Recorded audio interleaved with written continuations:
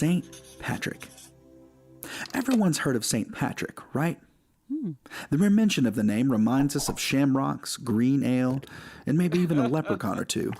But who was St. Patrick really? And why in the world do we reserve an entire day in his honor? Well, his story is one of the most compelling in Christian history, worthy of a blockbuster movie. It all began in Roman Britain way back in the 5th century.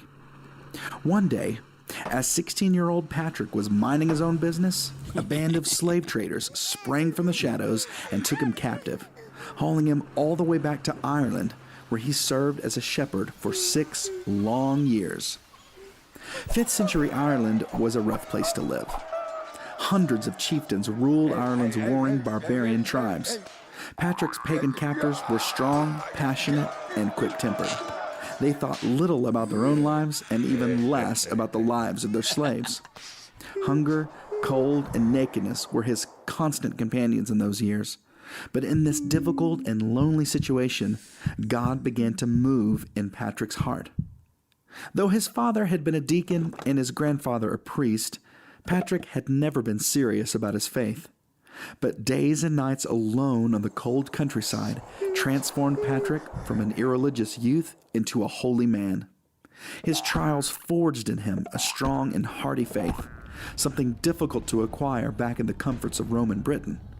He wrote once of that time, "I would pray constantly during the daylight hours. The love of God and the fear of Him surrounded me more, and faith grew and the Spirit was roused, so that in one day I would say as many as 100 prayers, and after dark, nearly as many again." One night, after 6 years of slavery, God spoke to Patrick in a dream. "Your hungers are rewarded. You are going home. Look, your ship is ready." Immediately, he started for the nearest port, traveling over 200 miles on foot without being stopped. There he secured passage on a ship to Britain, another miracle for a runaway slave. After a harrowing month of travel by sea and land, Patrick made it home. He was back with his family, back in Britain, reunited with all things good and comfortable. But 6 years in pagan Ireland had changed Patrick. 6 years of harsh slavery, 6 years of experiencing God's presence, sufficiency, and faithfulness. Patrick grew restless in Britain until one night he received another message from heaven.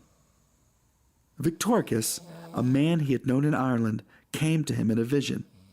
Holding a large stack of letters, he handed one to Patrick. It read, "The Voice of the Irish." Suddenly, a multitude of Irish voices called out to him, "We beg you to come and walk among us once more." Deeply moved, he was unable to read further and immediately woke up from the dream.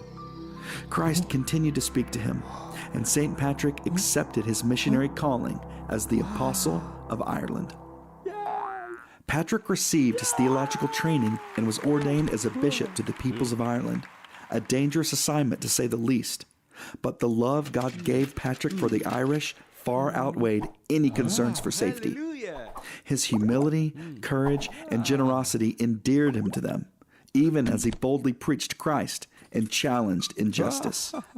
Patrick translated the gospel not only into their language, but into Irish culture, showing them that the virtues they most prized found their deepest expression in Jesus Christ. St. Patrick's mission work was wildly successful. He planted churches all over Ireland and influenced every level of society. Christian monasteries became centers for study and learning. Kings and peasants were baptized, and Ireland experienced a cultural transformation like few societies in history. By the year 461, the likely year of St. Patrick's death, Ireland had seen the extinction of the slave trade, violence and tribal warring drastically reduced, and virtually a whole nation converted to Christianity.